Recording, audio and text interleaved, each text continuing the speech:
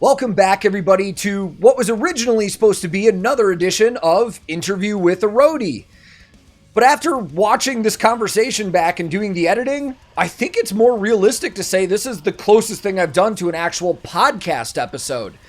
Normally, I like to do these interviews between 30 and 60 minutes or so. But recently, I got to sit down with Nik Nocturnal, who a lot of you know from YouTube and Twitch, and because he's an incredible musician. But we sat on Zoom and talked for 3 hours, and we recorded 2.5 hours of it. It's so much that it was too much for just one video for YouTube. So this will be split into a 2-part series. But I was super excited about this, man, because most of what I know about Nik is from YouTube and watching his original music stuff that he's put out. And this was my opportunity to really get to know him just as a person. And we did talk about a lot of his YouTube and Twitch stuff, but we also talked about his music and how he started playing and what he's doing in the future, and so much stuff that I can't even remember everything to tell you about it right now. But we had some hilarious moments, man, and we shared a lot of laughs, and I can't wait for you guys to check this out either. So again, this is going to be a 2-parter. It's probably best to listen to as a podcast, but sit back, relax, and enjoy part 1 of the TankTheTech and Nik Nocturnal conversation. Welcome back, everybody. Today we have a very special guest. We've got Nik Nocturnal in the house. How are you, man? I'm good, dude. I'm good. Just existing in the new year that confuses me. That is already the new year. How about you? Oh, dude, same. I already filmed a video last night, and in my intro said 2021 and was like, fuck, like I got to do that over. And it's probably going to happen for like another month too, to be realistic. Yeah, man. That 2021 didn't exist. I'm sorry. Like, it wasn't actually a year. It just it wasn't real. It's We're still in 2022. We're just in the expansion pack at this point. Yeah, dude. Okay. It feels like the last 2 years have just been, I don't know, man. It doesn't feel like it didn't happen, but it feels like it's been like, it's like the same chapter of a book for 2 years. Oh yeah. Like, you know. Yeah, dude. I mean, it's getting a little tedious, but at the same time, like, I'm trying to, find ways to have fun and stuff like that. So, what's fun? I don't remember that. Yeah, concept. dude. What's that? The fun nowadays for me is like editing a video that I like. Like, yeah, I mean, like relatable.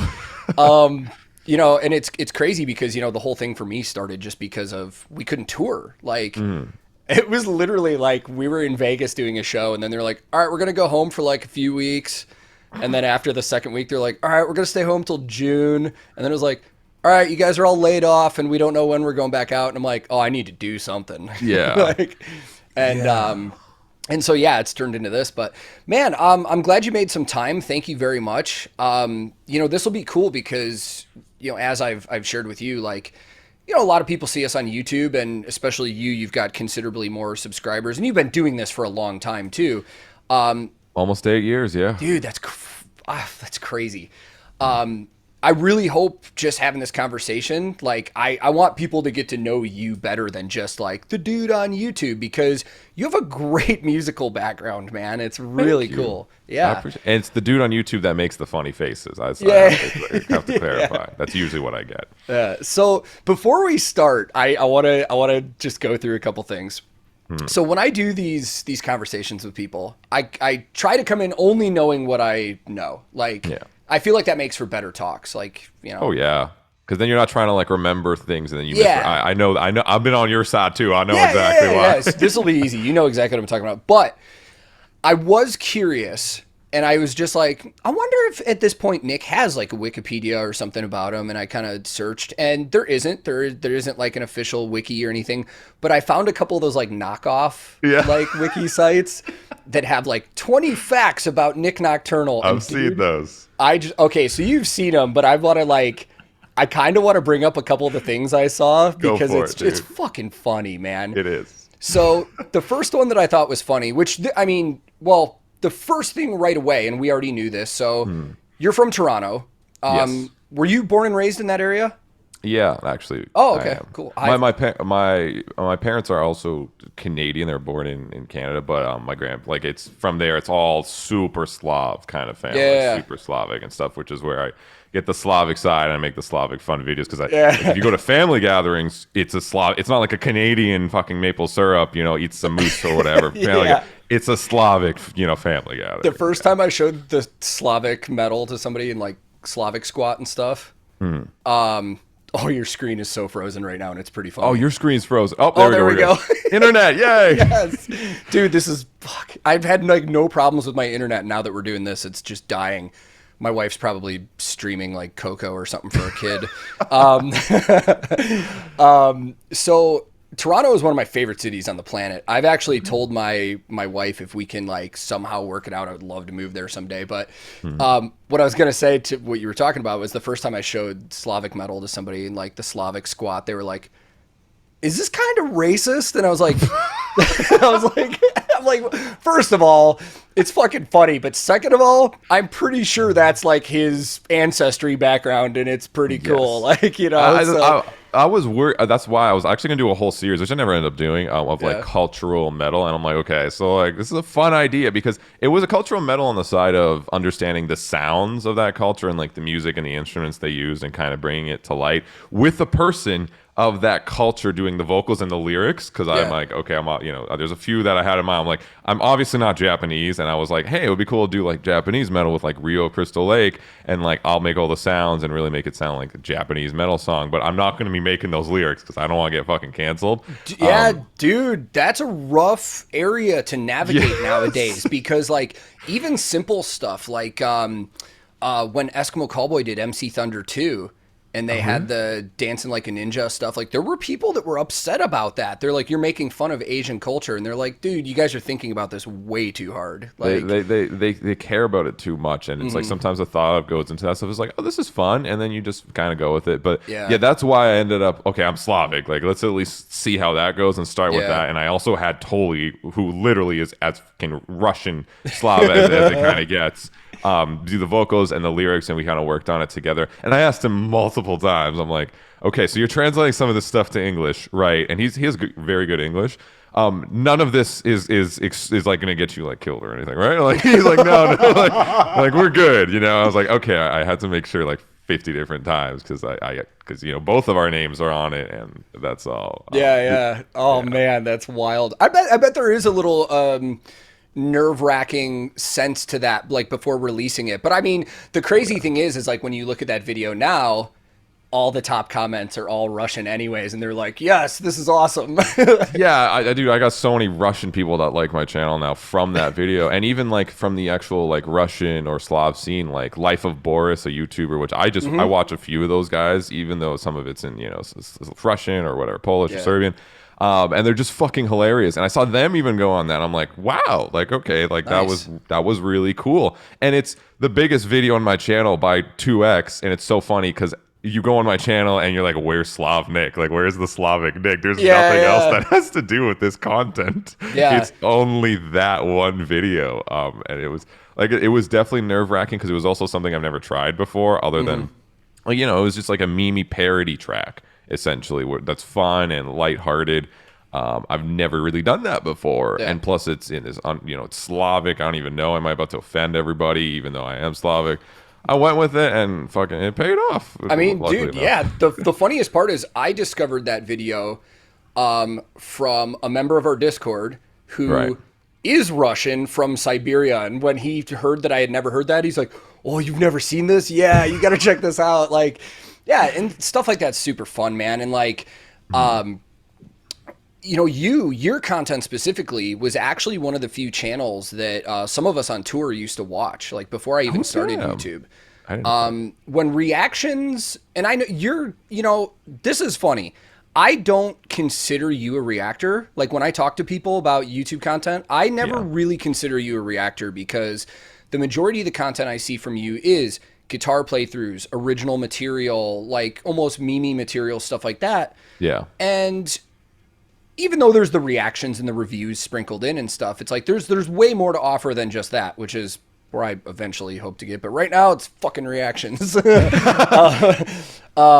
But yeah, we on tour, man, when reactions started blowing up, that's how I discovered your channel. And then I did like a dive into it. And it's kind of crazy just a few years later now. It's like here we are sitting and talking. But there were a few big ones that popped out right away, man, like when reactions started becoming a thing, like, you know, you and Alex Hefner and then Tulip Mafia came out of nowhere. We watched a lot of his videos because, like, let's be honest, who doesn't enjoy like a hip hop dude just hearing brutal metal for the first time and being like, how is he making that noise? Like, yeah, he's going in on those. He has some fun. Yeah. So, and you know, it was fun to see that. But like, you know, when I started my channel, I was like, you know, I don't think I ever said this out loud, but in my head is like, yeah, I want to do stuff more similar to like Nik or Mark from Cardivox Academy that's actually reviewing and analyzing things rather than just, yeah, this is sick, you know?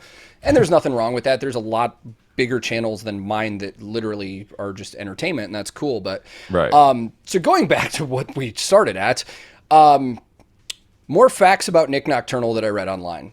Yes. One of them said, it has never been confirmed what his real name is. So his real name, it's legal in my name, email. maybe It's in my email. Like yeah, dude. And right away, it's like in my head when it said his real name may be Nik Nocturnal. It's been unconfirmed. I was like, then by that logic, he's got an entire extended family from 2007 MySpace with the same last name. Because like, come on, dude. I wish, man, that would be badass. I wish, but no, it's Nik Popovic. It's literally my email. It's plastered everywhere if you want to do anything in terms of getting content. When I taught lessons, which I promoted pretty decently when I was teaching over the years, it's right there. Like that's my email. This is a weird. Do you ever have any weird moments with people like finding you or sending you anything or anything like that? Because your real name's out there, like, or not? No, really? I'm pretty lucky. People are pretty.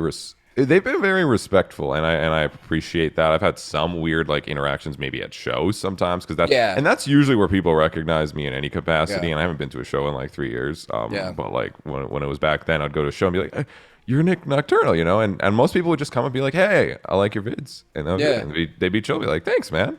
You know, I think I overthought that in the beginning because you know my wife and I just had our first kid last year, and you know, so I was like really overprotective about like I've never really put my last name out there ever. Gotcha. People know that my first name's Ian, but recently I did an interview on somebody else's. They had me on their channel, and they said my full name quite a few times, and I'm just like, oh, this is the first time anybody's ever really put that out there. And then I was just like, dude, I've worked for like millionaire big time you know musicians. Like the last guy I worked for, it's like he uses his real name, and I'm pretty sure I've never heard of anybody just showing up at his house or anything. So I don't think people are as bold as maybe we think they are. Not as much maybe in like our music scene. I know as like a YouTuber, like people, I mean, if you're a big enough YouTuber, you'll get doxxed and people will do that shit. But also like, I feel like because I've never really hit it, that it's like, it's not like this, ooh, like I found Nik's name, so now I'm going to like, you know, get excited or showcase or get attention. It's like, number one, if people want attention from me, they just come hang out on my Twitch or message me, and they'll get, you know, most of the time that, you know what I mean? So it's not that crazy thing as much, I think. And I'm very open. I'm like, guys, like, y'all don't fucking, if you know where I live somehow, which I don't tell you guys where I live, but like, I'm gonna tell you right now, nobody, like if I went to your house right now and just showed up and I didn't know who you were, or you didn't know who I was, like, would you be really a happy camper? Yeah, like, exactly. No one is happy when that happens. No, so if you not at all. You know, if you're going there with good intent and you want an interaction or you want attention, there's so many different ways to get that stuff that, like, just, you know, don't go to people's fucking houses randomly. It's not fun for anybody. Doesn't go the way you want it, and that's it. And I've been pretty open, like I said, with that stuff. And like I said, a lot of people I've ever met have been respectful. The only one I've had 2 instances where people have noticed me not outside of like a show, which is like one at my local supermarket, which I was just like in the frozen aisle, like like fucking like super like out of it, like looking at ice cream and shit. And someone was like, "Hey, are you Nik Nocturnal?" I'm like, "Yeah, dude." And I'm like, that's probably not that was not the highlight of their day. I was like, "Yeah, man, like, oh, you what?" And he was like, "I like your videos." I was like, "Thanks," you know, much, and that's it. And they went their way. I went to go buy some ice cream, and that was it. Nice. And the other one was in my older building. It's so funny too, because we're just 2 people waiting at the elevator. It's not a crazy big building. I've never seen this person before. We're just waiting for the elevator, and he just looks at me. He's like, "Hey, you do YouTube stuff?" I'm like, "Yeah." He's like, "I like your stuff. Thanks." And we just went in that was it. He went in the elevator down, and I went in the elevator up, and I've never seen him again. It's like how calm that was just reminded me of like Get Him to the Greek, where he's like, "My mom likes your shit." Like, you know? Yeah, exactly. So I've been very, I know that's, you know, I'm very fortunate at that, and I have much respect for those people, because again, I'm always open to saying hi if someone's like, hey, like, I'll always take a second. But in the grand scheme of things too, it's like, being on YouTube, we kind of knew what we signed up for anyways. Like, there's always that possibility where it's like somebody might see us somewhere, and it's like it's kind of expected. And I don't mean that to sound like arrogant, but with the technology and just how YouTube is and stuff, it's like, you know, if you get to a certain, I mean, look at like Instagram influencers. It's like, dude, there are people in Nashville where I live that like I don't even follow, but I know because they're so fucking big on Instagram, they've been at shows, and I'm like, I know that person from somewhere, like, you know. Yeah. So it just happens. But I think if I remember, I think I've only had it happen to me once, and it was actually to drive through at Chick-fil-A. Nice. One of the workers that was working there taking my order was like, she's like, yeah, can I get a name for an order? And then she goes, are you TankTheTech? And I was like, get out of here. Really? That's awesome. Like I thought that was wild. And then I went to my first show in about 3 years a few weeks ago. Right. Or the first show that I've actually like paid to go see, because touring. I went and saw Ginger in Nashville, and nice. They were incredibly tight. It was like, almost to the point where it was like stupid, like how good it was. Because it's like, you know, you, especially somebody with your background and my background and stuff, like, we can hear tracks and we can hear stuff like that if they're there. Yeah. But right when the band started playing, I was like, holy shit, are they tight? And there's like no backing tracks going on whatsoever right now. Yep. And, but at that show, I had maybe a couple dozen people actually come up and be like, oh, Tank. Like, I was like, wow, it's weird. But at the same time, it's kind of cool and humbling. Like, it is. And I mean, I've been in that, like, again, like, I don't think of myself as like Nik Nocturnal. Like, I do, that's the brand I built, but I'm just Nik. Like, that's it when it comes down. And that's why it's when it's like, oh fuck, it kind of wakes me up sometimes when I'm like, you that dude, and I'm like, yeah, that's like, I am. Like, yeah, like, I've never, even on tour, and my nickname on tour has been Tank for years and years, I've never introduced myself like that to somebody. Yeah. Anytime I meet somebody, like if it's a stagehand or a new band that we're touring with, someone's like, oh yeah, I'm Ian. Like, Tank kind of has become, like you said, that not necessarily a character, but that persona of when I'm doing stuff online and stuff, and it's kind of like come to life recently. But so another thing that came up, which I find hilarious, and I don't know why this is such an important detail to people, but they're like, so Nik Nocturnal's height is yet to be confirmed. I've said that like multiple, like, because people are like, how tall are you? Because I look. Yeah. Oh, I lost you. Thing freeze again. Fuck. There we go. You're back. There we go. Yeah, people usually don't. I'm 6'2", actually. 6'2", okay. Yeah, people usually don't. And then that's the first, when they see me, they're like, oh, you're that guy with videos. You're taller than I expected. That's always the follow-up. And I'm like, I don't know how to respond to the second part of that, but thank you. I hope you enjoyed the I think videos. I'm shorter. When I created a Discord and people started coming in and stuff, and the YouTube stuff started taking off, people were like, how tall are you? And I was like, 5'11", and they're like, oh shit, we thought you were like 6'4", and I'm like, why? What gives you that impression? Like I don't know, just height's a weird thing alwa's. I know it's like a very it's like, how I don't know, it's just would you like to know my waist size too? Like, it's the internet. And then the funniest thing, and I laugh at this because I know how YouTube monetization and ad revenue works, is one of the things says, it said like, Nik lives in Toronto with his family, living a lavish lifestyle from his income from YouTube. And I'm just like, lavish is not a word that I would ever use to describe the income we're making from YouTube. Yeah, like, no, I'm just in my condo, little apartment building. That's it. Yeah, it's funny. Like, I remember I was talking to somebody about YouTube stuff, and I was like, my wife and I bought our first house like 5 years ago. Very modest. Like, it's not big. We have one car. It's a 2010 Toyota. Like, you know, it's like, I'm not driving like a freaking Porsche over here, you know? And I'm a weird dude too, because I don't like stuff. Like I don't like too much. Anything. If I get something and I don't use it and I see it there, it actually gives me anxiety. I'm fucking weird like that. Like even getting new things right near the end of the year, it's like, you know, you guys have some more expenses and whatnot. Right near the end of the year, you got to get some things off Amazon, and I got a few things. So like some upgrades. I'm like, all right, let's get this going into the new year. And every time a package arrived, it wasn't like, yay, new stuff. I was like, I have to deal with this now, and I have to like set it. You know, it's like I have to set it up and like get it going and make sure it's where it was, where the other stuff was, whether it's like a camera or mic or like little extra things. Yep. And it's like that's like hours of work. Like that's not fun. That's just getting things to what I kind of already have, and then you're like, why did I even get this if I was just trying to kind of re-emulate what I was already kind of doing with some of this stuff, but like higher quality, and that's it. I'm like, so my brain kind of goes crazy with this shit. And that's the same for like any content creator, not just, you know, us. It's like, you know, I started off with pretty basic stuff. Like I went on Amazon and I found like the cheap $40 knockoffs of like, you know, Logitech cameras and a mic and stuff. But every time I upgraded, it was like you said, it was like, man, now I've probably got to spend at least an hour sitting here and getting my settings back to where they were. So this is going to work how I want it to. And like the biggest one was when I got a new interface and this microphone. It's like, you know, for anybody that's not familiar with how, you know, audio or powered microphones work, it's like you can't just plug this in and go. Like we're using XLR cables. You have to run this with phantom power from an interface and stuff like that. And then that takes up more space and more clutter, and it gets you gotta realign the watt. Dude, I know, man. Yeah. So it's like there's so many little things that it's like I want to upgrade things, but at the same time I'm just like, oh, that's more work. Yeah. Like I've been wanting to buy a new camera for so long, and I'm just like, I mean, this one works.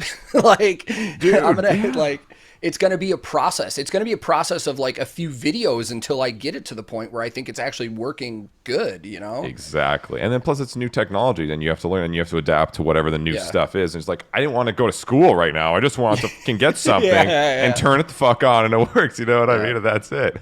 So you just said schooling, and it just got my brain moving on to the next part that I wanted to bring up. So going back to, like I said, you're more than just a YouTuber. You are a very good musician. So you grew up in the Toronto area. How long have you been playing guitar? When did you first start getting into electric guitar? When I was 9, I think. So 9? 16 years now. Nice. Yeah, 16 years. I wanted to play electric guitar, but I sucked.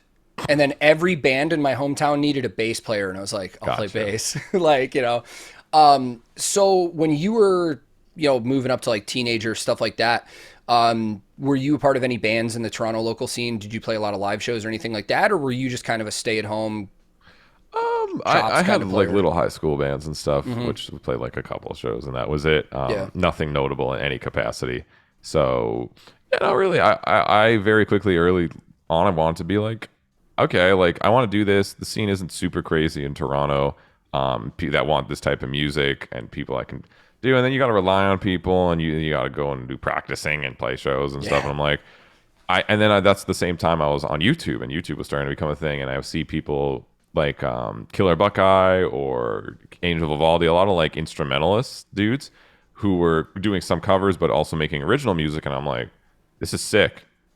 Okay, like I want to do that, like instead of fucking do the whole band thing, which I know everyone does. Yeah. And so I just got an interface, which I'm still using to this day, and just got Cubase, was struggling. Lost you again. It'll come back. Okay, we're back. That's super weird. God, this is so bizarre. I've never had this happen. Although this is kind of funny because everybody that watches these videos thinks that we have like perfect, you know, precise everything. These are the real screw ups that happen. So yes, what's this happening? Every 7 minutes or so, everybody's just going to get a dead spot. So just a dead spot. Yeah. Sorry. I got an interface. I got Cubase.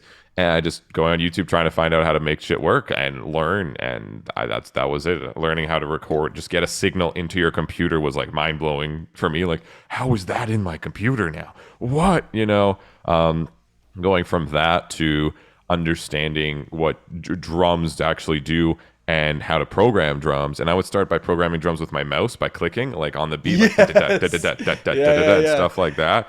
And you hear it in my earlier demos, which I have on like a USB, and it's just funny to listen to. I didn't know what hi-hats were or like cymbals, so everything would just be you know, and like all off time and stuff. But it would do it, right? I was in some capacity learning and going for it, and there wasn't like tutorials on how to really do that stuff back then. And you start to understand and see what other people are doing, and you just kind of learn and get better. You understand what bass is, and you kind of go from that, and just it kind of all.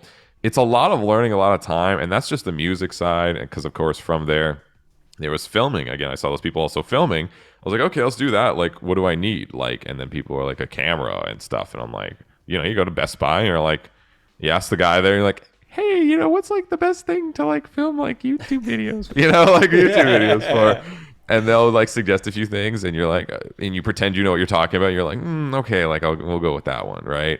And you try like something like that, and you go, and it takes forever to set up. You're like, oh right, lighting is a thing, right? You need to understand how lighting works, which is why I use natural light for 5 years of my channel. I never even bought a light. That was it. It was just all light. I'm the exact opposite. I have blackout panels on all of my windows in here and just a light right here. Well, here the problem with that is the way that the light comes into this room is just really I'll tell you the problem with that in general is if it's raining outside, no video for you. Like that's simple. Or if it's nighttime. So that's why I always have to film during the day, and that actually built a schedule. Yeah, the reason I started doing this actually is because early when I first started doing YouTube, I would only film at night because I wanted it dark and stuff like that. Oh yeah. But now having a baby at home, filming comes when I can get it. It's usually like if she goes down for a nap, it's like, all right, I'm going to go film a video really quick. So now that I have like the blackout shades on all of my stuff, it's like, it's more of the consistency thing for me. It's like every single time I sit down to do a video,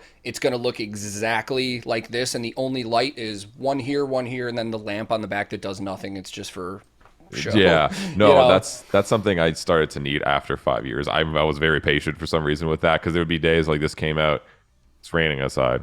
I just like stare at myself, and I'm like, am I doing this? And then also the pressure, oh my god, of having to film before like 5, and I would be so in tune with when it starts to get dark. Like I'd be a fucking radar at that point. I'm like, okay, around like 6:32 today is gonna get dark, right? Where it's like I can't film anymore, so I have to get everything filmed right before then. So it limited me so much, but I still just made the best out of it without figuring out how to light whatever and kind of go with it. But like even aspects like that, and then it's like, oh, like here I have the footage. Like, what do you do? Like, oh, like there's Windows. I use Windows Movie Maker for like ever, which has just got the job done. Really? Oh, dude, yeah. That's for quite amazing. some time. And then I finally got Premiere, and again, that's the whole thing.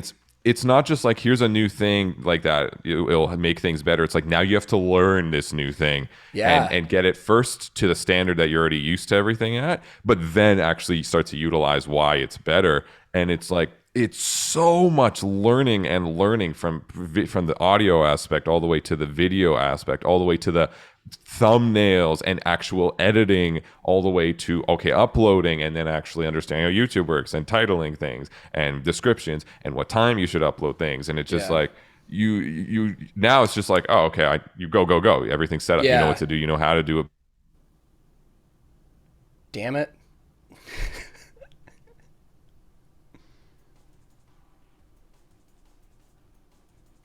There it is. We go. Hello. Jesus, this is going to make for our own fun. So for anybody that's watching right now and has alcohol near them, every time that happens, just take a shot. Like, I mean, I don't drink, so I'm not going to, but go for it. It's funny. I relate to all that though, because like I was the same way with the timing. So I started in the summer of 2020, and the summers in Nashville, like the sun doesn't go down until like 8. Yeah. And it's like right when 8 o'clock came around, and I'm like, all right, the room looks good. All right, Claire, I'm going to record for a while. Like, I'll be back. Right. But everything that I'm doing, much like you, I never knew how to do. I didn't know anything. Like, I had been using a MacBook for everything for the past 12 years because when I was on tour, it was just easy to have something that worked in that. So when I started doing videos, I had friends that were like, oh, you need to get a PC, like, which you could still do all of this on Mac, no problem. But I listened to people and I got a PC, and then I got the monitors and a cheap mic and a light and a camera. And then I realized after that, I didn't think about it beforehand. I was like, okay, I have a powerful enough system to do this. shit, now I got to figure out what kind of editor I'm going to use to do all this. And I don't know anything about video editing whatsoever. Yep. So like I went online and just looked at like, you know, reviews on like great stuff. And I was super intimidated by like Premiere and DaVinci and all that. And I was like, me too. So I ended up going with Filmora on the early days and I'm still using Filmora, but I went from the regular to pro or whatever, you know. Right. Make myself feel better about it. But like the first time I ever started editing, it's like, again, it's a learning curve. It's like I got my editing times probably cut like down 60% once I actually knew how to use the actual platform. Yep. And you can see it. It's kind of funny going back and like every now and then, I don't really rewatch a lot of my stuff. I always watch the video again at the premiere with everybody and live premieres and stuff, but like I don't go back and watch my own stuff for entertainment. I'm like, that's kind of weird, but right. I go back now and look at some of my earlier videos and I'm like, this sucks. Like, at least by my standard that I have for myself now, you know? And it's like, you can see the difference in even the little things. It's like the color tones on the way I had my camera set up and the focus and all of that stuff, man. It's been such a wild learning thing. And then I'm starting to catch up in the audio department. It's like, I've played bass since I was, early teenager, and I kind of miss being in a band. Like I've worked for bands for like 15 years. So I started playing again and I was like, well, I might start recording my own music again. So now I'm trying to figure out what I want to get to record for that too. Like I've been doing everything in Reaper because it's free and it is free. Yeah. Kinda. They want you to buy it, but they don't force you out, which I actually think is kind of cool. Yes. Like I that pop-up that comes up that until you purchase it tells you like day 3000. You done with the demo? yeah. And but I do like that they do that because like if you're using it, and I feel like people, if they use something enough and they like it, they will financially support it like that. And that's why they do that. When I got my new interface, it came with the PreSonus Studio One for free. And I started messing around with that, and I was just like, I'm so used to Reaper, I'm never going to figure this out. Like, well, yeah, with a lot of the equipment and stuff, and something I've learned a hard lesson of, it's like people will say, try this, do this, this is the best. But honestly, if it's comfortable and it sounds good, like you're Gucci. Like you're if it looks good, sounds good, and you're comfortable with it, and it's efficient for you, that's the best for you at that point. And you can be a little more efficient with a few things if you want to learn more, but it's like if you get the product done so you can actually focus on content or the music side, like the writing, like that's the most important. So it's not like this barrier every time of like, oh, I want to make content, but I have to set up 1,000,005 different things and lighting absolutely everywhere in different angles. That's like if it takes you 2 hours to make a video that you're only filming for 20 minutes, that's miserable. You know what I mean? Yeah. You don't want to have to deal with that all the time. And same thing with like writing. If it takes you like 2 hours to set up your writing session just so you can lay down a riff you really like it's so discouraging. It's not fun at all. Yeah, it's like the other day I still have these audio mess ups all the time. The other day when I was streaming on Twitch, I was like, I was just randomly learning some Eskimo Callboy songs, which is in drop G sharp in most of it anyways, which my bass sounds like a spaghetti monster. So spaghetti monster. But I start like the last time I pulled up Reaper in my Twitch stream and everything worked fine. And then this time when I pulled it up, nothing was working. I can see the restream working on Reaper. I can hear it in my ears, but nobody on Twitch can hear it. And I'm like, literally 40 minutes of just being like, me raging and just being like, I will figure this out. And then somebody in chat was like, do you have the Restream plugin on your filter on Streamlabs? And I was like, yeah. Fuck. And that was literally it. And I'm like, dude, this is ridiculous. It's like, there's so many little things. And that kind of shit is funny to me because that's kind of the same as touring on the road when I was a tech. If something goes wrong with a rig on stage, I can't tell you how many times something's gone wrong where my brain has this, this chain that I go down. I start at one place and I keep going and I keep going. And 9 out of 10 times, it's the dumbest little thing. It's like, dude, we had a show before the pandemic started where in the middle of the set, the stage left guitar player's rig just completely goes out. The whole thing. And I'm just like, what the hell is like... So I start at the heads. Heads are on. None of the tubes blew. Everything's cool. Okay, let's go out on stage onto the pedal board during a performance. And all the pedals are on. Everything's working. I'm just like, I have no idea. So a split-second decision in my head right there is like, get a long-ass cable. And sorry, dude, you're playing on a cable for the rest of the set. Like, yeah. You know. And then the next day, I notice when I'm setting up for the show that the power block for the SPDI, or not SPDI, the SDI, because we ran XLR cable looms. Right. We had to have power DI boxes. The guitar player had stepped on one of those on accident, and it was unplugged by like that much. Oh my God. And I'm just like, that was it? All of that stress was for that. And that is funny because those are the learning moments where it's like, okay, I would have never checked for that, but now I will. Like, and the same thing happens with like you recording audio and video and stuff like this. And with me, it's like, there are times where it's like something isn't working right. And it always turns out to be just the dumbest thing. It's tough when it involves so many variables, and sometimes even variables you didn't even think of, and then you go for it. And you just have to deal with it, and it's even worse when it involves other people. Like, I can't tell you how many times. Even like the toughest setup is like my live streams on like Twitch and with like guests, and it's like, yeah, these are not like, I got like 10 minutes to set up before the show's live. Like, if it fucks up and this person is here spending their time, there's no redemption. You know what I mean?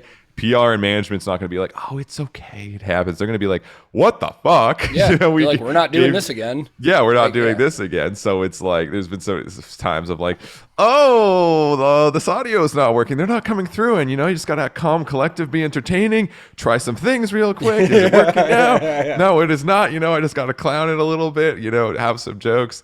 And it's just like, all right, you know, find a way or find an alternative. It's so much on the spot. Deal with it. Adapt. Like, what is that? Adapt, overcome, and improvise. Yeah. It's so much of that in this field. And it's, if you can't do that, and if you're one of those that just instantly panic and that's it, and you just go in the depth of panic, and you're not actually trying to fix anything, you're not, it's gonna be tough for you. Yeah. My go-to thing that I've learned to adapt with really quick is kind of like, just kind of laugh it off, man. Like, if I make fun of myself for being a fucking idiot, then nobody else is going to have fun doing it because I'm already doing it to myself. Like, true. The worst one I ever had was Christmas, not this year, but last year, so 2020. I had only been doing YouTube for 4 months, and I had never really done live reactions on YouTube, but everybody was like, yeah, you should do something live. So I decided to do something live on Christmas morning for anybody that wanted to be there. And it ended up being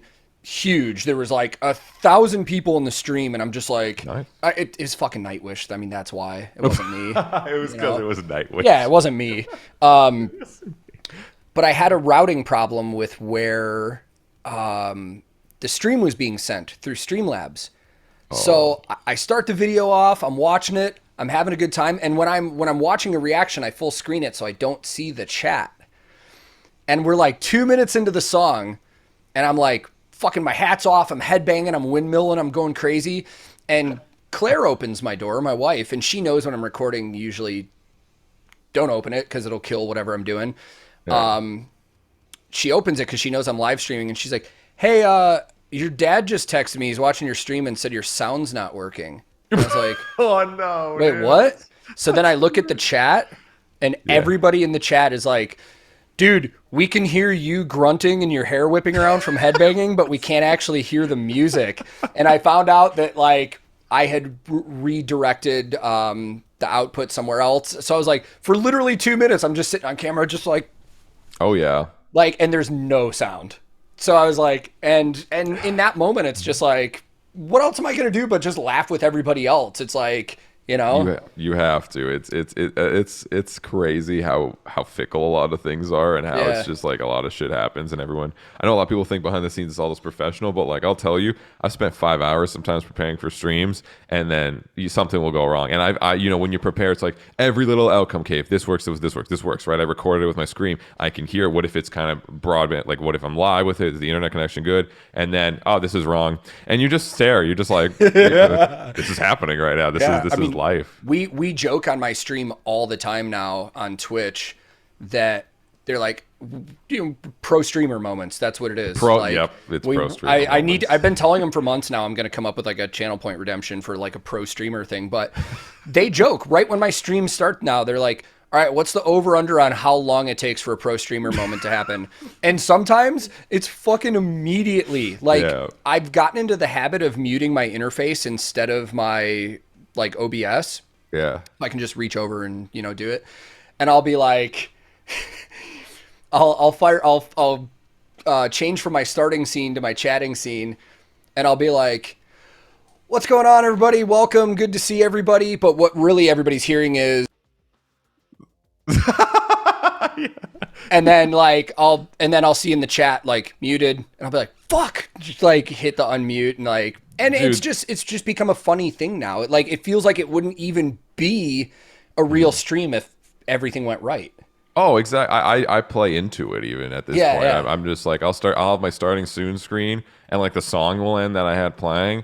And I'll just come to the mic while I'm not ready. I'll be like, guys, I'm not ready. I still gotta like take a shit. Like, I'm not just like pretend I'll just make music like tss, tss, tss, like I'll just say that from like afar. Yeah, one time I was starting a stream, and I stream at the same time. I feel like the same with you. It's like if you get that schedule that everybody knows you're going to be on at a certain time, everybody gets used to it. It gets in their routine.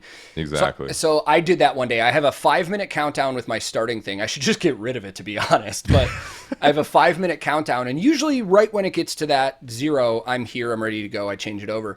But one day I was talking to Sushi, Ghost Kid, who you also know. We were on the phone talking about something, and I realized it's like 1 o'clock rolled around, and my countdown was at 0, and I'm still muted, and I was like, fuck it, I'll keep talking to him. And then we ended up talking for like 15 more minutes, and then finally I see everybody in chat like, the timer's been at 0 for 15 minutes. What is he doing? I was like, all right, I'm on the phone, sorry. But yeah, I think it makes it more authentic too, though. You know, it just makes it fun and lighthearted, and that's it just makes it like, it gives you more of that realism that it's real life. Yeah, it's real shit. Yeah. It's not this crazy, here's this super planned, thing. Even if you do plan it and you want to make it super professional, it's like people get it. You're a person, it's human, and it's shit's gonna go sideways, and it is what it is. I mean, I've had guests where because I mute them during the intro, right? Because I don't know, they're gonna go and fucking shout or what, they're gonna do their thing in the back, move around and stuff and make a lot of noise, and I don't want anyone to know they're there yet.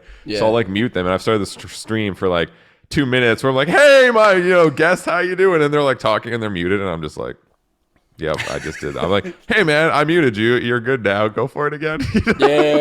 Just we're live. It's the same thing as like, it's almost, I wouldn't say what we're doing is show business, but it's a similar sense where like a lot of what the people see from the outside is a finished, polished product.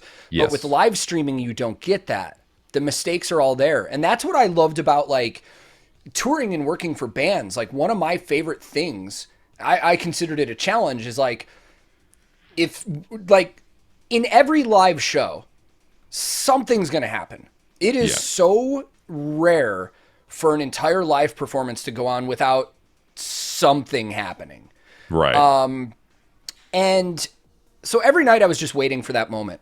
And for me, it was a challenge of trying to fix that thing before the people watching the show realized what was going on. And sometimes you're able to pull it off, and sometimes you're not. And what I loved about the last artist I was working for is if we had one of those moments, I've seen artists have like meltdowns on stage, and like, they don't know how to play it off. They freak out. They like deer in headlights in the moment. They're like, oh no, what am I going to do? This guy was so good at just like being in the moment, being like, he's like, live music, everybody, this shit really happens. Like, so it was, it's the same thing with like live streaming. And then like, the other stressful thing about, the advantage you have of recording videos and uploading them is you can go through and edit and proof it and stuff like that. Dude, I kid you not, there's at least a mistake in every one of my videos that I upload because I'm putting in so much text and stuff like that. Like, dude, I've so like when I do my thumbnails, I used to just take it from the video, but now I do like I just 1 minute, and I just go here and I let it go, and I just do just the weirdest shit. I'm just like, one of these will work. I accidentally uploaded that instead of the video itself one time, and it was just doing faces straight up for a minute. It was live for like 5 minutes, and people were so confused. It was so funny. I was just like, I would do that. It was about time I did it. You know what I mean? 'Cause the title, that's one of those things you could probably leave up and it would have gotten 1 million views anyways. Like, you know, it just means just that for one straight minute, and there's no context other than whatever, fucking Green Day or Slipknot reaction. You know, and that's it. And there's no actual reaction. I'm just sitting here. I started. I've only done 2 now, but I started for fun for people. I forgot why we decided to do it, but I was. Oh, you know what it was? It was my schedule of recording content. Right. There are just some days where like the motivation is not there. It's like, I don't want to do anything. I don't want to record. I don't want to edit. So I decided to kill 2 birds with 1 stone. One day it was a Tuesday. So I was streaming on Twitch, but later that day I was supposed to record a video and I didn't want to. So I was like, what if I recorded a video like I normally would while I'm streaming on Twitch? So like I literally sat here like this. I didn't even acknowledge anybody on Twitch. I'm like, you guys are literally just getting a peek into how I would actually record a video in my room by myself. Right. But the funniest part about that is that then they get to see all the mess ups. Like the reaction part of the videos that I do, there's no second take. Like it's I've had videos that I've gotten like 3/4 of the way through the song, and my computer for some reason just crashes, and I was like, I don't want to just do it again. Like hard corrupted. It's the funnest thing. Like in terms of like the realism of reactions, because I don't know, man. Like I don't have proof that some people are faking reactions, nor do I really care anymore. I think when I first started YouTube, I was proud of the fact that I was like, these are legitimate first time reactions and blah blah blah. Now I'm over some of the stuff that when I first started, but like. I feel like there's a lack of authenticity and energy that comes across when you've heard something for a second time. And I feel like I'll never be able to, even if I were to try and do it a second time, I'll never be able to capture that response and that energy a second time. I agree. 100%. So those are always filmed once, but my intros and outros, I try and do them I always do them in one take. What you see is one take. But sometimes it takes me like 20 fucking times and it's always like saying the wrong thing. So all these people on Twitch are getting to see me like, you can literally see like when your brain just malfunctions. You're like in the middle of a sentence introducing something. Like, so the single we're about to check out is from their upcoming album. Fuck. Like it just happens. Like, you know, and it's, I think people like really dig that because they actually get to see like, okay, like there is real moments that go into this. It isn't just a polished scripted thing, you know? Yeah, I've done especially because I've had so many of those screw ups, and now streaming on Twitch for a while and just streaming and it being such a normal thing, and I just play it off. It's like even in my YouTube videos, like my intro is like whatever the band name is, like I'm not even gonna attempt to pronounce it properly. That's why I'm just, it's like Memphis May Fire. I'm like Fire Memphis, and I'm just like that's my intro. Like I don't fucking care. It's what I said. You know, like I'll go with it. And I'll make all the mistakes, and I'll just like, I really try even more now. So it's just like, all right, like whatever I said is what I said, unless I really need to say something, like I think that's important, like whatever, it's words. If it's entertaining, people will watch kind of deal. And then, obviously, if you watch the song before, there's no fucking point because you're not going to have it. Like, I can't act that well. Same. Like, you know what I mean? Like, I want to listen to something and legitimately be stoked because that's the first time I'm listening to it. There's like, I can't reenact that listening of it. It's not fun. It's not even entertaining. At that point. The crazy thing about YouTube is like, I think we would be lying if we said there isn't a sense of kind of business mindedness that goes behind it because like, we have a good general idea of the reaction that we're doing, kind of what it's going to attract view wise. Like there are certain bands that you know immediately. Like, so on my channel all the time, I get the people that are like, dude, you've been on here for 1.5 years. You haven't done any Rammstein reactions yet. And I was like, yeah, listen, from the YouTuber standpoint, I know that video would crush. I know that tons of people are going to watch it. But I've been listening to that band since 1997. I've heard everything they've ever done. I'm not going to be able to sit here and play it off like I haven't heard Du Hast before. It's just not going to happen. Like, you know? Oh, yeah, I've never heard this. I mean, that song was, when I was like 12, That song was #1 on the US and rock radio for a year. Like, you couldn't get away from it. You heard, yeah, that's a tough one. There are certain things that are just undeniable. It's like, I know people have different backgrounds and different exposures to things, but there are reactions that I see pop up. It's like when I'm like, oh, so-and-so's first time ever hearing Bohemian Rhapsody by Queen. I'm like, fuck you. Like, there's no way. Come on. Like, yeah. And people have tried to explain it, and I do accept and understand there are, like, whether it's societal or cultural or they're sheltered as a kid, there are things people haven't heard, but there are some bands that have just transcended pop culture so much that it's unavoidable. Like, there is a difference. There is a difference between hearing something and actively listening to it. I will say that. Like, like I've done reactions to a song before where I've never heard this before. This is a first time reaction. And then I realize, like, I'm pretty sure I actually heard this song, like, I don't know, at a mall or something playing, like, while I was walking around. Yeah, you know? So there is a big difference with that, but. Yeah, I mean, I understand both sides of that because I grew up and I had like a weird trend of growing up in music and like starting with punk and then classic rock and then going into straight up metalcore and stuff. So like even a lot of classic heavy metal, like if someone was like Metallica, for example, like I know Enter Sandman, I know One, I know Fade to Black.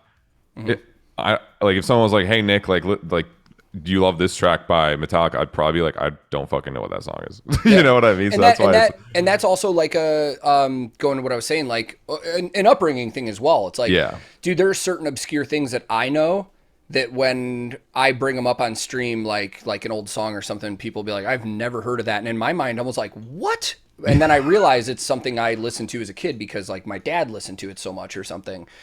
But the funny thing I've been getting it a lot from Europeans because, living in North America, that a lot of the stuff that's huge in Europe doesn't necessarily make it over here. Yep. And my kind of core viewership on YouTube is European. Actually, the craziest thing is I was looking at my stats the other day. Overall, in the lifetime of my channel, I think it's like 30% of my viewership is just from Germany. Holy like, it's ridiculous. Damn, dude. So the crazy thing is like I discovered bands like Nightwish and Blind Guardian and Halloween and stuff like that on YouTube, and I often get the comments from people in Europe that are like, Blind Guardian is like the biggest fucking power metal band. How have you not heard of them? I was like, they never got big here where we grew up. That's just the difference. That's all it is. You know, when we were in high school, how we discovered a lot of music that I probably wouldn't have was from like, one of our friends' older stoner brothers that was into Melodeath. Like that's literally how I discovered In Flames, Soilwork, Dark Tranquility, all that shit. It was from a friend's older brother. Probably never would have heard it otherwise, but that was the stuff I grew up on and that I liked. And so since we're talking about music, I want to transition into your music. Thank you. You've got a lot of stuff going on, man. Most notably, you did release that full album with Termina this year, which was great, man. I forgot. Sorry, 2021. that was 2021. Oh my god. Yeah, that year didn't exist to me. I did the reaction to Desolate Spectre, and I was like, I think I didn't expect that it was going to be like bad. I was like, I've seen you play guitar. I know it's going to be good. But I was like, really like, fuck, this is good. Like, this is like, the interesting thing you said to me when I talked to you once was like, you don't even care about like the label stuff or anything. You just want to put out music. Yeah. And that album sounds just as good as a lot of like signed label bands. And according to your Spotify plays, dude, it's gotten just as many plays as like signed notable bands. And I think that's really interesting in the time period that we're in, is a lot of people are able to release music without any of that publishing or label help and stuff. And it's really cool. But with Andy doing vocals, how did you get to know Andy? Was that a YouTube thing or just friend of a friend, or how do you know him? Well, thank you, first of all. And yeah, Andy, it was, I love telling the story of me and Andy because no one would expect this shit. Okay, well, other than that, so it's a YouTube thing. Okay. But essentially, I saw him doing covers like here and there, and I was doing guitar covers, and he was doing vocal covers. And this one song came out, which I don't think this band even does anything anymore. From First to Last, Make War. They released that, and I did a guitar cover, and I was like doing my thing. I was on the grind. I was like, let's go. And I was a dumbass back then. It was great. I'm stupid for other reasons now, but yeah. And I saw like a couple hours later, Andy released his vocal cover. And obviously, vocalists get all the spotlight and everything. And I was like, everyone, well, what the fuck? Everyone's like, come on, guys! Like I did this too. What the fuck? And I was like, did you see like Andy's vocal cover and stuff? I was like, yeah. And so I like saw him on Facebook, and I kind of like hate added him. It's such a fun story, and we're such a good homies that it's like I'm super open. You just added him so you could see what he was doing, and it was like it was like one of those like hate ads, like you fucker, like what are you up to? Like that kind of thing. And then he messaged me, and he was like, dude, I love your videos, and I was like. I had like a moment there. I was like, wow, I'm a fucking dick.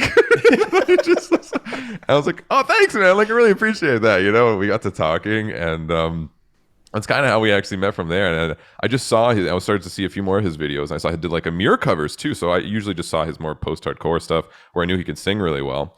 I didn't really know he could scream that well. And I saw his Amir cover of like Russian Aftermath Hotel or whatever, however those words are organized. Yeah. And he was doing like these lows and stuff and like these intense screams, and I was like, okay, this boy don't make them noises. Like that's insane to me. So eventually I started to discover his channel, and Linkin Park released the song Heavy with their new stuff, and I was like, not my cool track. I feel like it'd be really cool if we did I did like a metal cover of this. I was like, I wonder which vocals I could do, and I just noticed Andy did like a Linkin Park cover. I was like, I'll just hit him up if he wants to do the vocals, and he was like, yeah, let's go. So he sent me those, like I gave him the instrumental, which was not the best instrumental I've done for a cover. And he sent me the vocals back. And I was just like shocked. I was like, whoa, I didn't tell him to do anything. Like I wasn't like do screams here or like try this or like have some. He just sent me that shit back. And it was like this instant synergy of we knew what we wanted. Yeah. And that moment I was like, even though again, that cover wasn't our best by any means or my favorite, I was like, okay, this like I'm not letting go. Like this dude is special in some capacity. And then if I fast forward a bit, we did a few more covers, and then we did Rockstar by Post Malone, which is still the biggest thing, weirdly enough, which we don't really talk about, is that we've ever done kind of together. That shit has like 3 million views, and I remember hearing him send me the stems for that one, and I was like, okay, I don't know what this is. I don't know why this works this well.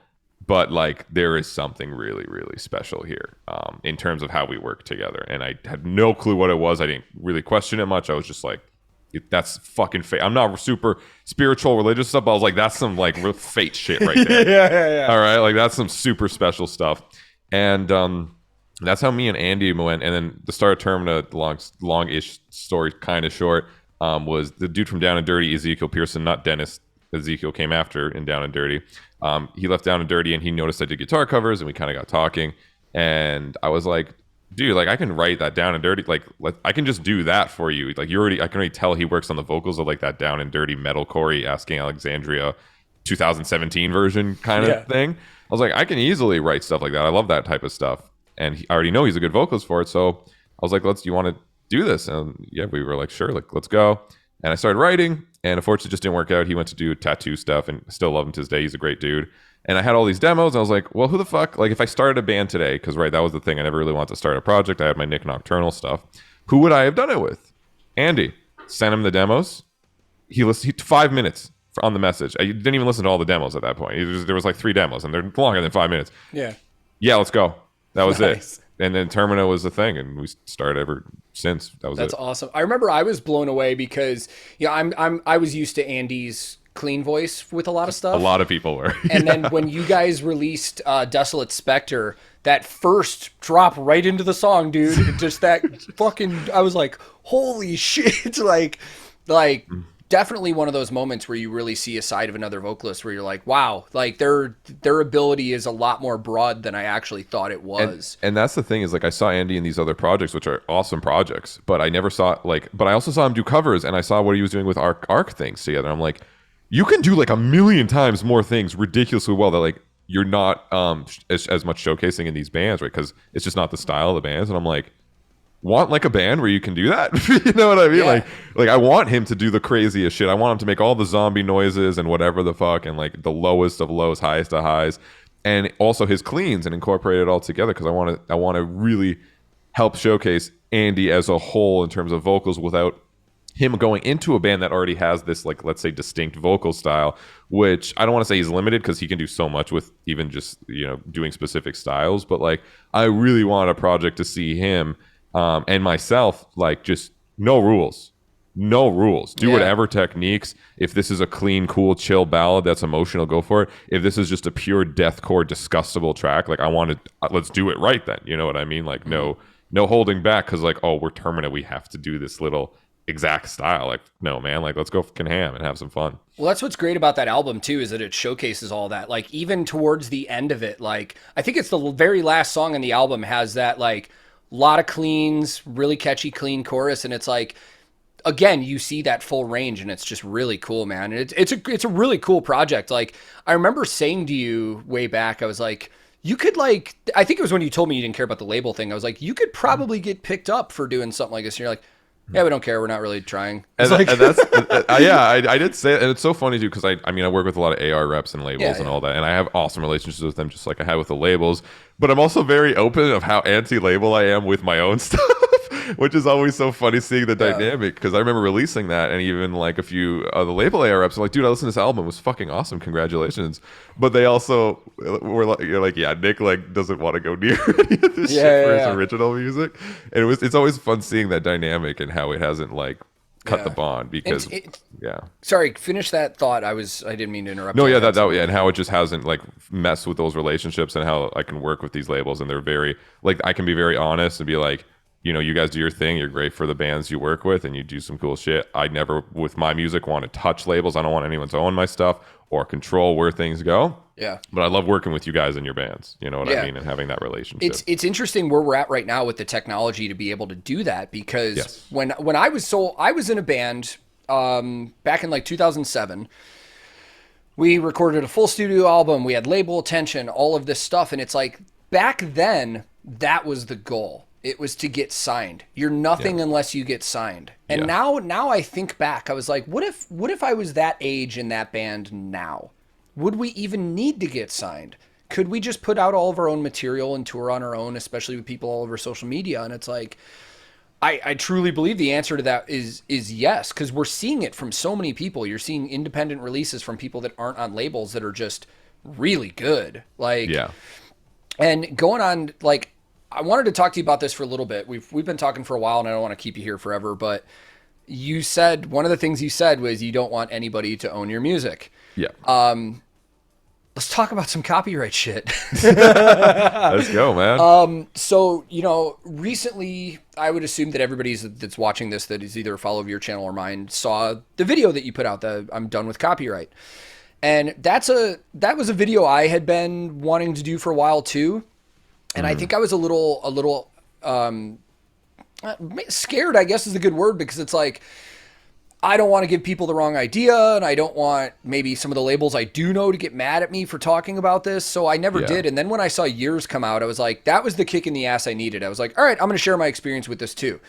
And as well of a job as you did, and I think I did a decent job describing it too, there's still people that don't understand what we're talking about, because we clearly said in our videos, publishers, copyright owners. We made the distinction between the bands, the labels, and the copyright owners. And there's still people that are like, well, if the bands don't approve, then they can give you a copyright. I'm like, the bands aren't issuing the copyright strikes. The bands have literally no power or say 99% of the time of what the fuck happens with that stuff. And that's what's wild, man, is like, it's no secret to anybody that reactions have blown up in the last few years, and labels are starting to get on board. When I first started my channel, so I'm only a year and a half in, no connections whatsoever. I think a lot of people assumed that because I worked in the music industry for a while, that a lot of these label connections I now have, I already had. I didn't at all. I was working in fucking country, like, not doing country music. So over the last year and a half, I've made some good relationships with these labels, but what I have noticed is that there are some that at first were very standoffish, that weren't cool with it. They're like, nah, it's the way it is. Like, this is ours. You can't use it, whatever. Like, right. But now we're seeing the opposite. We're finally seeing these labels. The bands have pretty much always supported the reactions. They've thought it was pretty cool. But now we're seeing the actual labels that are like, they see the potential in all of this. And I've even recently, like, I got to the point, like you said in your video, where you're like, going forward, if you see that I'm only doing stuff with bands that I like know and have contact with, you know, with their labels, I've been doing that for about 6 months now, just quietly. Like, right. I think some people took that the wrong way and were like, that's really greedy. You're definitely just doing videos to make money. And I'm not going to lie to anybody. Do I want to make money doing YouTube? Absolutely. I would love to pay my bills for my family by doing this. I think anybody that tells you they're not is probably lying in some sense. And I could be wrong about that. I have seen some other YouTubers that do reactions that are like, I don't monetize because it's not my material. And I'm like, I have a hard, like, cool. If that's your thing, cool. But I'll tell you right now, I am trying to monetize my videos, because a lot of the times right now, the videos that you see me or you or a lot of people doing, labels or bands have asked us if we will check it out. Yes. If somebody's asking me to check out a band on their label and to put the time into making a video, the only thing I ask in return is let me monetize it, because you've approached me to do this video for you. Now, on the flip side of that, if we are just like Rammstein, you know, we know we're going to get the views and clicks from that. I mean, that's a different situation. We are doing that without talking to them. But in that specific scenario of a label asking us to do something, you better believe I'm going to monetize that video. And I've not posted videos for that reason. Dude, I can't name any names here. I'll tell you off camera. Right. I don't want to name names while we're filming. But I've had labels, big labels, approach me. Hey, we have a new release. Will you do a reaction to this song?